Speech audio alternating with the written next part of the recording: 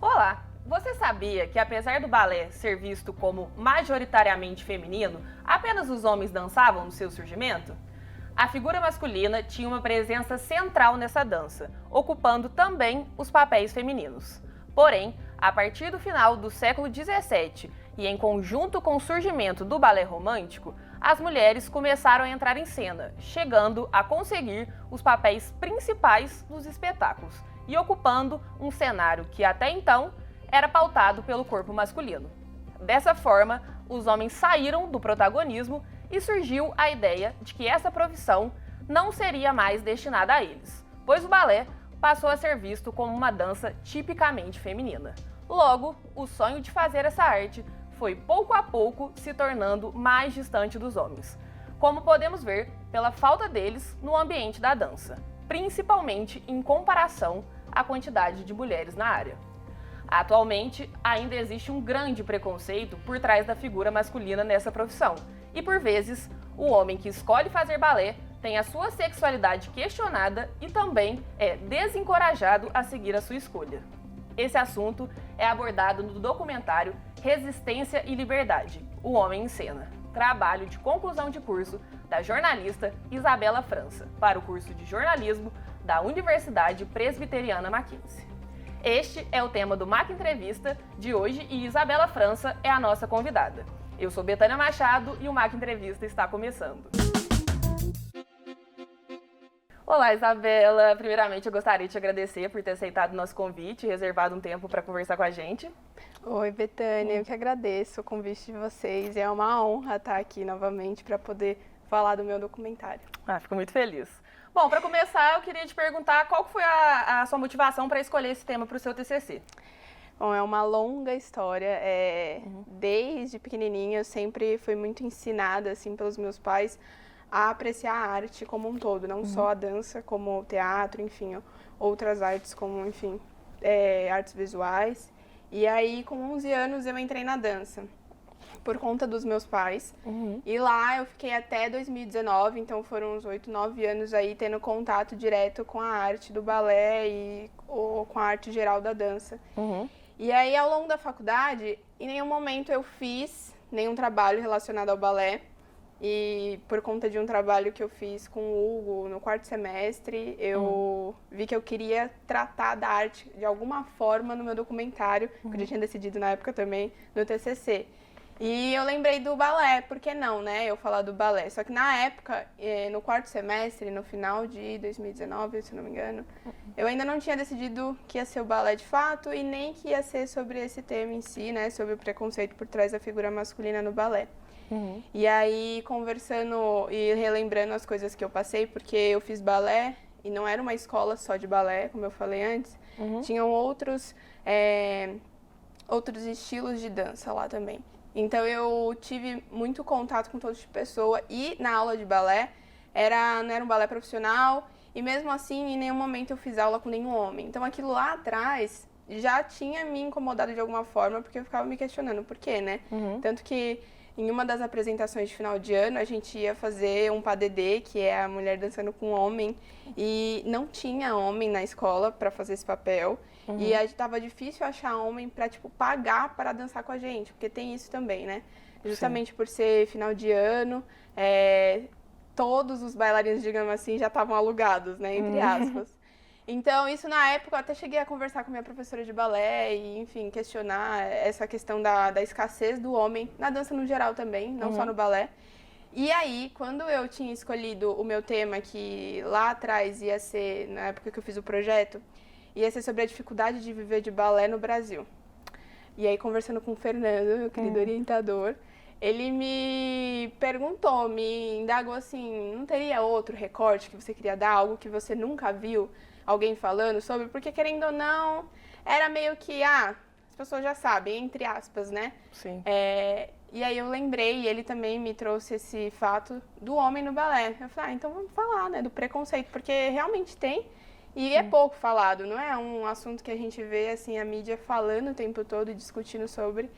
E foi aí que veio, surgiu, e surgiu também por conta da minha relação com o balé. Eu tinha que lidar com algumas provocações, às vezes algumas brincadeiras de soco, de coisa assim, mas nunca foi nada muito de agressão física real mesmo. Isso não dá futuro, isso não dá dinheiro, isso não tá certo. Você tem que fazer uma coisa que te dê dinheiro. Eu ia até te perguntar isso, como você disse, né, que o balé sempre foi presente na sua vida, se foi uma coisa que você reparou, né, ao longo dos anos, se já te incomodava. Foi. Eu achei realmente um tema muito interessante, realmente a gente não vê, né, falando hoje em dia disso, a gente não se preocupa tanto, né. E justamente por você ter falado, devido a essa escassez de homens, foi muito difícil você conseguir fonte para ser entrevistada, né, no seu projeto? Então, não foi difícil porque eu já fui direto com o foco que eu queria trabalhar com a companhia. Eu tinha as minhas opções, se não fosse a São Paulo Companhia, que foi os bailarinos de lá que eu entrevistei, eu estava pensando na Cisne Negro, eu ia tentar talvez um teatro municipal, que é o balé da cidade, mas como eu já fui direto num foco, eu meio que sabia que tinham os bailarinos lá, quem eram, eu já acompanhava antes, então não foi difícil nesse sentido. Não fiquei receosa deles não aceitarem, receosa na época por conta da pandemia, então talvez não querer falar naquele momento ou não conseguir me dar essas entrevistas naquele momento, mas se for pensar assim em relação a não ter homens para eu entrevistar, não. Não, porque eu já fui muito focada que eu queria o pessoal da companhia X, sabe? Entendi, então foi mais tranquilo, né, pra conseguir. Foi mais tranquilo nesse lado. E eu achei muito bonito os depoimentos deles, tipo, você fica bem emocionada com o jeito que eles veem a arte, e eu queria saber se algum dos depoimentos te surpreendeu mais, teve algum que você gostou ou se identificou, né, por você ter feito balé também?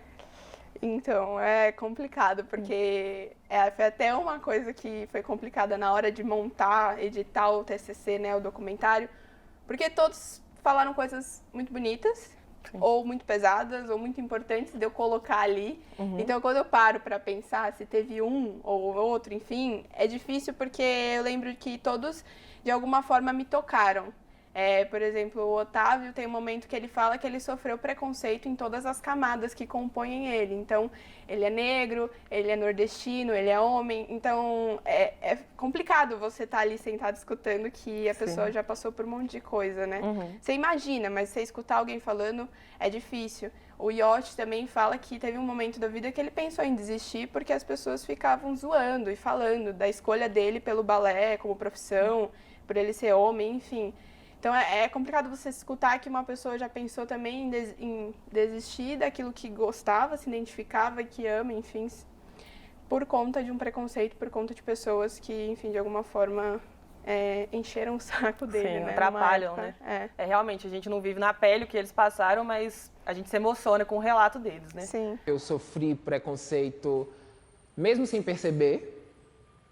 Eu sofri preconceito pela profissão, eu sofri preconceito pela minha cor, por tudo. Pelo meu físico, ser escolhido ou não para fazer uma coisa, ou perceber que não dá para fazer parte de um grupo por conta de todas essas características. Então, é muita coisa, não dá para a gente tirar alguma coisa e poder fazer ele compor um grupo. E aí a sua subjetividade, toda a sua individualidade, ela pode ser descartada por isso, né? E isso é sofrer o preconceito. Eu pensei em desistir, parando para pensar acho que 2 vezes, uma vez quando eu era mais novo e quando eu não aguentava mais essas provocações de quando criança, por eu ter escolhido essa profissão. Mas isso nunca me afetou assim. Não teve nenhum episódio que me marcou profundamente, no sentido de, não quero mais dançar por causa disso. Ficaram na memória, mas não me marcaram a ponto de eu querer desistir de seguir esse caminho, sabe? Tanto de sexualidade, quanto de cor, quanto do lugar de onde eu vim, que eu sou nordestino, então, tem muito isso também. Então, pensar que esse lugar que colocam somente possibilidades para que mulheres ou meninas estejam e te descartam a possibilidade de que um menino possa estar e frequentar, achando que isso vai interferir na sexualidade, que a gente sabe que é o maior dos equívocos, né? Acreditar que praticar alguma coisa vai te tornar uma outra pessoa. Você é uma pessoa, você nasce uma pessoa. Você se transforma em indivíduo, mas você nasce uma pessoa. Você não tem uma escolha sexual por praticar balé ou praticar qualquer outra coisa. Não existe a opção sexual, existe condição sexual. Você é aquilo, você nasce aquilo. Como você falou, uma das dificuldades que eu já vi que você teve foi escolher exatamente o que você colocaria, né, desse documentário, porque eles falaram muitas coisas. Eu queria saber qual foi essa maior dificuldade na produção do documentário em si, principalmente pelo fato de você ter realizado durante a pandemia. Nossa, eu acho que primeiro, vou falar várias dificuldades. Sim. Acho que primeiro, a pandemia. Apesar de eu ter sido muito firme na escolha de manter o documentário, mesmo sabendo que eu ia fazer à distância, todo dia eu ficava pensando, meu Deus, será que vai rolar? Porque eu sabia que ia ser totalmente à distância, num determinado momento do ano, e só que eu ficava com medo se eu ia conseguir entregar o que eu estava pensando lá atrás, quando eu fiz o projeto, quando eu imaginei que eu queria falar sobre esse assunto e fazer um documentário. Então, eu acho que primeiro de tudo foi isso, uma das maiores dificuldades, manter a minha escolha pelo documentário e seguir firme, independente de como eu fosse fazer, se ia ser totalmente só imagens do Zoom, se eu ia conseguir algumas imagens a mais, enfim. Então, eu acho que esse foi uma das dificuldades. A outra foi esse contato com os bailarinos, criar um laço com eles à distância para conseguir extrair deles o que eu queria e o que eu queria que eles falassem também para as pessoas, né? De alguma forma passar esse sentimento deles para quem estivesse assistindo. E eu acho que entrando nesse lado da questão das imagens, não ter tanta imagem de apoio. Na hora da edição isso era complicado porque eu não queria tornar um documentário só de entrevista, de pessoas falando ali o tempo todo. Eu queria tentar amenizar, né, a situação e deixar um pouco mais fácil de assistir. Então isso também foi uma grande dificuldade, mas eu acho que no final rolou. Sim. Mas inúmeras dificuldades, né? Sim. Eu achei interessante essa parte que você falou em relação às entrevistas. Aqui na faculdade a gente escuta, acho que reiteradamente, que a melhor forma de se fazer uma entrevista é pessoalmente, olho no olho. Eu queria saber se isso te dificultou muito para poder conectar, né, com os entrevistados e colocar mais uma cara sua dentro do próprio projeto. Você acha que você conseguiu manusear bem essa questão de forma remota ou você achou que faltou a entrevista presencial mesmo, você tá lá e tudo mais? Hoje em dia, eu com certeza acho que faltou, né? Se eu tivesse ido presencial, o meu contato com os bailarinos pessoalmente, presencialmente, seria totalmente diferente, mas sabendo que eu não ia conseguir gravar presencialmente, na verdade até antes de ter certeza que não ia rolar presencial, eu já tinha estipulado algumas conversas, pensado em ter algumas conversas com cada um separadamente, mas para eles me verem, porque o processo todo, do começo de 2020 até junho mais ou menos, o meu contato foi inteiro só com a companhia, com o pessoal da comunicação da companhia, porque tem uma parte mais burocrática deles deixarem eu fazer o documentário, cederem imagens, enfim. E aí, por não ter tido esse, oi, tudo bem, eu sou a Isabela, quero te entrevistar, eu pensei em marcar essas entrevistas conversas, na verdade, com eles antes da entrevista oficial, para meio que quebrar o gelo. Sim. Me apresentar, falar do projeto, saber deles também, o que eles acharam, enfim, conversar, meio que jogar a conversa fora só para quebrar mesmo esse primeiro contato. E aí, chegando perto de julho, agosto, não estava rolando presencial ainda, a gente estava naquela fase de indecisão se ia ter algumas aberturas, alguns relaxamentos, mas não teve. E aí, junto com a companhia, a gente decidiu que ia ser realmente totalmente online. E aí, pensando nisso, quando rolou a entrevista oficial e eles já me conheciam, apesar de ser tudo pelo Zoom e ser algo meio distante, meio gelado, assim, deu pra sentir que eles ficaram mais confortáveis, porque eles já sabiam quem eu era. Sim. Então, a conversa meio que fluiu mais tranquilamente. Mas, com certeza, hoje, recentemente eu fui lá fazer um curso com eles e eu vi os bailarinos presencialmente e tudo mais. Eu senti que totalmente... que se eu tivesse ido presencial, se tivesse tido a oportunidade, eu ia extrair muito mais, eu ia conseguir conversar mais com eles além da entrevista, então com certeza seria diferente. Sim. Mas acho que você conseguiu atingir o objetivo, que acho que foi muito inteligente da sua parte tentar criar esse contato antes, até para deixar eles mais à vontade, né? E entrando nessa questão da produção do documentário em si, né? A questão de fazer um projeto audiovisual foi então o que você sempre quis? Sua escolha inicial mesmo? Foi. Ao longo da faculdade, eu fui me encontrando no audiovisual, por conta dos trabalhos. Então, conforme a gente ia tendo alguns trabalhos de criar algum curta, poder apresentar trabalhos de outras formas além do escrito, o meu grupo, a gente sempre escolheu fazer algo diferente. Então, a gente sempre ia para esse lado do vídeo, sempre se arriscando nisso. E aí eu fui me encontrando, e nesse trabalho, no quarto semestre com o Hugo, a gente teve que fazer um curta de 2 minutos, a gente falou sobre o teatro nesse curta. E aí foi ali que eu vi que eu queria realmente fazer um documentário, porque eu sou uma pessoa muito curiosa e muito ansiosa, então desde o começo da faculdade eu já imaginava o que eu queria fazer no meu TCC. Tipo, eu passei a faculdade toda pensando em inúmeros temas, inúmeras possibilidades, só que aí nesse quarto semestre que eu falei, não, vai ser um documentário e vai ser sobre alguma arte. E aí foi por isso, por identificação mesmo, por ver o documentário como uma forma de fazer jornalismo maravilhosa e que a gente pode entregar mais sentimento, né, mais emoção ali na hora que a gente está passando a informação. E aí foi isso, foi uma escolha já desde... Que você já gostava, né? Já gostava. Eu vou querer entrar num assunto com você sobre as suas inspirações, sobre o tipo de linguagem que você usou no seu documentário, mas a gente vai precisar fazer um breve intervalinho e a gente volta daqui a pouco para continuar, tá bom? A gente vai para um rápido intervalo e na volta continuamos a falar sobre resistência e liberdade, o homem em cena, com a jornalista Isabela França. O MAC Entrevista volta já. Todos nascem com caminhos a serem percorridos, inúmeros, infinitos. E os tombos são inevitáveis, fazem parte do aprendizado. Cabe a nós mostrar que não é preciso ser o melhor. Para crescer, o importante é ser hoje um pouco melhor do que ontem, sucessivamente, e seguir com estas verdades. Não há limites para o desenvolvimento humano. As barreiras são quebradas com conhecimento, esforço e determinação. E estaremos sempre ao seu lado, ensinando, cuidando e aprendendo. Mackenzie, desde 1870, presente no que é essencial.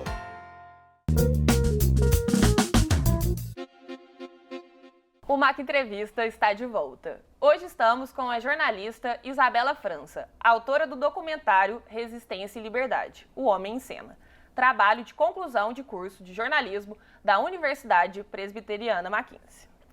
Então, Isabela, como a gente mencionou no bloco anterior, eu queria entender mais um pouco sobre a produção do documentário em si, e eu vi que você comentou no seu relatório a sua inspiração com a Petra Costa. Eu queria ver como surgiu e o que você se inspirou nela.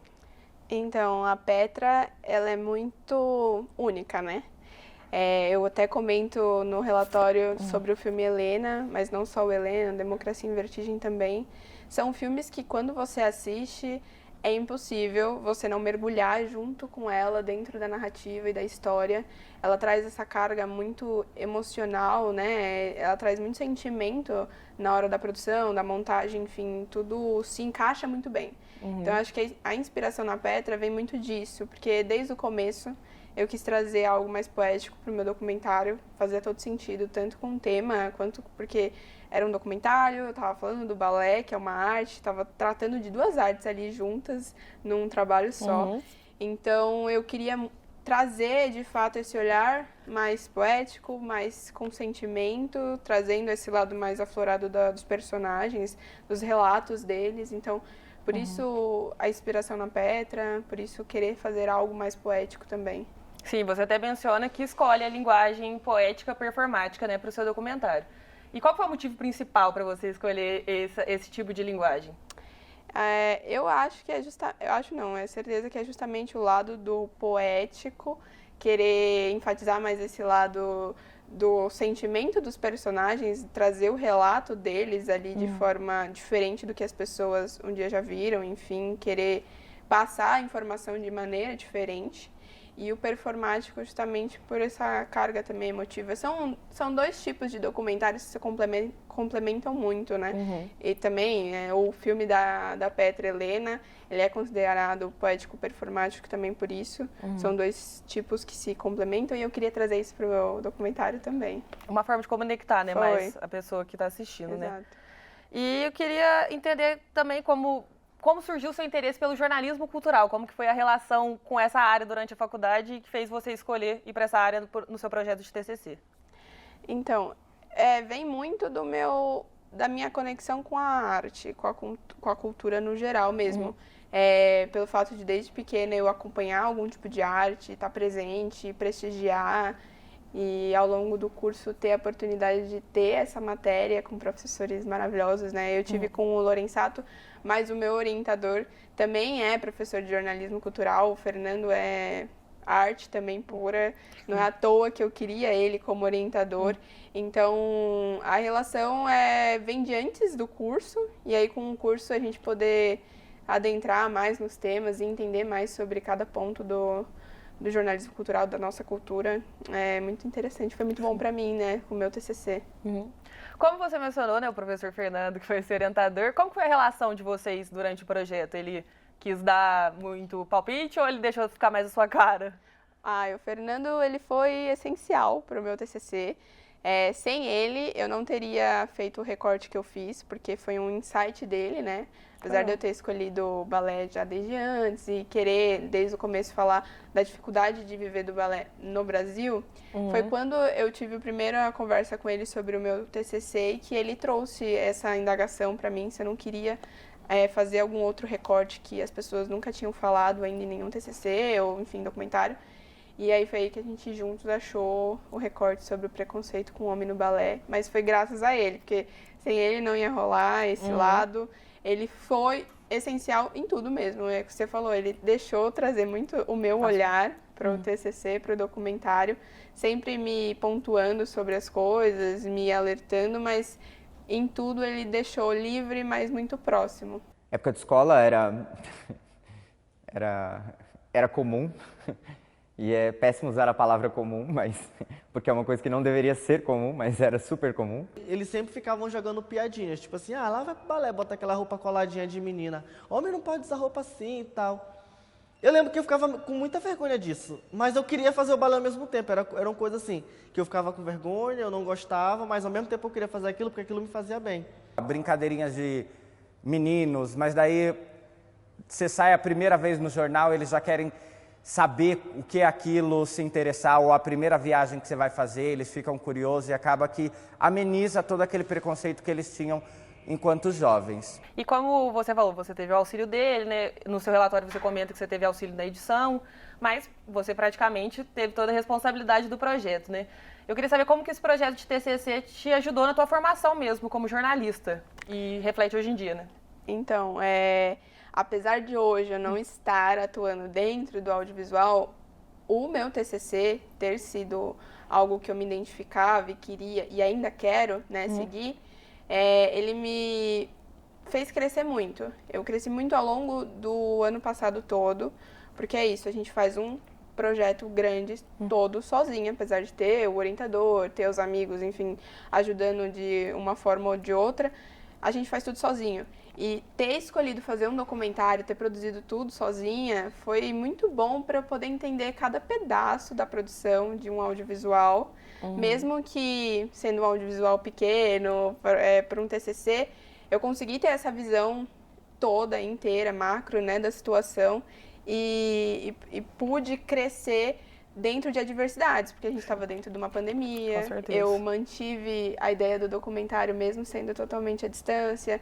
Então, sempre tive, querendo ou não, desafios ao longo do processo e que eu fui passando por todos os desafios, os obstáculos, digamos assim, e querendo ou não, consegui vencer, né? Então, eu acho que é isso. Eu consegui crescer muito nesse sentido, né? De perseverança independente da situação e insistir naquilo que eu queria. E aí, enfim, no final deu tudo certo, porque é isso, né? Era algo que eu sempre quis, que eu me identificava muito, e aí foi essencial ter sido coisas que eu gostava, né? Com porque certeza. mesmo com as dificuldades eu consegui levar e finalizar da maneira que eu incentivo, queria. né? Continuar o projeto. Exato. E você mencionou que apesar de ser a área que você gosta, ser o audiovisual, você não tá nela. Eu queria saber um pouquinho como tá a sua carreira, o que você tá fazendo agora na vida de jornalista. Então, eu ainda não estou, mas pretendo estar no audiovisual algum dia. Tanto que eu tô pensando em fazer uma pós dentro disso, mas no momento eu tô mais na parte de conteúdo, na produção de conteúdo escrito, dentro de uma agência. Então, eu tô exercendo mais a função de escrita, de fazer matérias e tudo mais. Só que ainda com o meu pezinho dentro do audiovisual, sempre não tentando escapar e voltando. Querendo voltar. Mas muito legal. Enfim, apesar agora de todas as dificuldades que você relatou, e tudo mais. Você ficou feliz, de fato, com o seu projeto final? Ficou da forma que você queria? Eu fiquei muito feliz. Foi quando chegou o dia da apresentação e que rolou todo o momento da apresentação do TCC, caiu uma ficha caiu, pelo menos para mim, uma ficha naquele momento que eu estava encerrando um ciclo que durou muito mais do que 4 anos, porque eu escolhi fazer jornalismo quando eu tinha 12 anos. E aí eu levei essa ideia ao longo de todo esse tempo até chegar na faculdade e ver que eu consegui finalizar o curso e finalizar o curso da maneira que eu queria e que o documentário tinha ficado maravilhoso, apesar dos pesares que eu tive, que não foi como eu imaginava lá atrás, foi maravilhoso, foi sensacional, porque é isso, foi meu primeiro documentário, né? Eu consegui fazer um primeiro documentário, consegui finalizar o curso fazendo o que eu queria, o que eu gostava e falando do que eu gosto também. Fico muito feliz. E uma coisa que me impactou muito no seu documentário foi o nome. Eu realmente gostei muito e eu queria saber de onde surgiu a inspiração para esse nome. Primeiro, eu fico feliz que você gostou, porque não foi fácil. Eu não queria que fosse um nome que de cara a pessoa já soubesse o que é. Sim. Então eu não uso o balé, né, ali no nome. Mas eu queria trazer o lado forte do documentário, que querendo ou não são bailarinos ali falando da experiência deles, do que eles já passaram e como eles são resistência, né? Apesar de estar dentro de uma arte que te traz liberdade, que a ideia é trazer liberdade, e eles são livres ali dentro, tem todo o lado da sociedade por trás que ainda é preconceituosa, que ainda tem esses pré-conceitos formados sobre ter um homem dançando balé. Então eles são resistência, ao mesmo tempo que eles são liberdade, e eles estão sempre ali em cena. E no meu documentário eles estavam em cena, falando sobre as experiências, dando os relatos deles sobre tudo relacionado ao balé, né? Então, realmente ficou um nome muito bom. Complicado. Eu imagino, mas ele dá justamente essa impressão que você quis passar. A primeira vez que eu li o nome do documentário, nunca imaginei que seria sobre o balé, o preconceito por trás da figura masculina. Realmente chama muita atenção. E eu queria saber qual dica que você dá para os alunos que estão começando agora a fazer o seu projeto de TCC. Olha, eu acho que é a dica mais clichê, que as pessoas sempre vão escutar, mas faz total sentido, que é você escolher fazer um trabalho sobre algo que você gosta. Tanto o produto quanto o tema. Porque você vai passar um ano nisso, focando totalmente nisso, e é isso, vai surgir dificuldades ao longo do caminho, e você precisa se apoiar em algum lugar que te traga de volta para falar, não, é isso, eu escolhi fazer isso, eu vou continuar até o fim. E aí, foi isso que aconteceu comigo. Eu escolhi falar sobre algo que eu amo, que é a dança. Eu tô sempre em contato com a dança, querendo ou não. Apesar de não estar dançando mais hoje em dia, eu sou sempre vendo algo, indo em teatro, vendo espetáculos. Então, era algo que eu gostava muito de ver, de ler sobre e de falar. Então, apesar de todas as dificuldades que eu tive, lembrar que eu estava fazendo sobre dança e que no final eu tinha um propósito de trazer um assunto que as pessoas não falam sobre, não discutem, não veem na mídia tanto, eram coisas que me traziam de volta para o meu objetivo, de manter, de não desistir. A mesma coisa escolher um documentário, né? Eu podia ter escolhido fazer uma monografia, um livro, mas eram coisas que eu sei que no meio do caminho eu ia me frustrar, porque não tinha tanta ligação. Então é isso, você escolher um produto que você se identifique, que você sabe que independente da dificuldade, você vai manter o foco ali e o tema também. Porque senão fica chato. Você tem que ter alguma fica motivação, querendo né? desistir. Você tem que achar motivação dentro daquilo que você escolheu. Então, eu acho que essa é a melhor dica, eu acho. E outra coisa é o tempo, né, que demora para poder realizar esse projeto. E quanto tempo você fez o seu? Olha, foi um ano totalmente focada, mas aí teve o tempo também do projeto, que é um tempinho antes, então foi 1 ano e meio, vamos dizer assim. Mas foi totalmente o ano de 2021 focada nisso. A gente fica constantemente vendo o mesmo tema, então realmente tem que ser uma coisa que você gosta, né? Como foi pra você esse processo de conhecimento pelo fato de ter feito tanta coisa sozinha, né? Tipo, foi como você falou, seu primeiro documentário. Então, foi meio assustador? Como foi todo esse processo pra você entender e conseguir finalizar o projeto? Nossa, fazer o documentário todo sozinha me fez admirar ainda mais quem faz documentários, quem produz, quem dirige filmes, enfim, qualquer tipo de audiovisual. Porque não é fácil. Não é fácil também fazer um TCC, não é nem um pouco fácil, porque além do produto que a gente está fazendo, também tem um relatório, que é outro momento difícil, porque querendo ou não, é uma parte mais burocrática que você tem que seguir, Sim. né? Então, eu aprendi muito em tudo. E é isso, eu acho que eu passei a admirar ainda mais as pessoas que trabalham com audiovisual e produzem diariamente conteúdos nesse sentido, porque desde o princípio, desde o momento que você tem a ideia até o final, são muitas coisinhas para pensar e fazer e elaborar e tirar do papel. Então Imagino.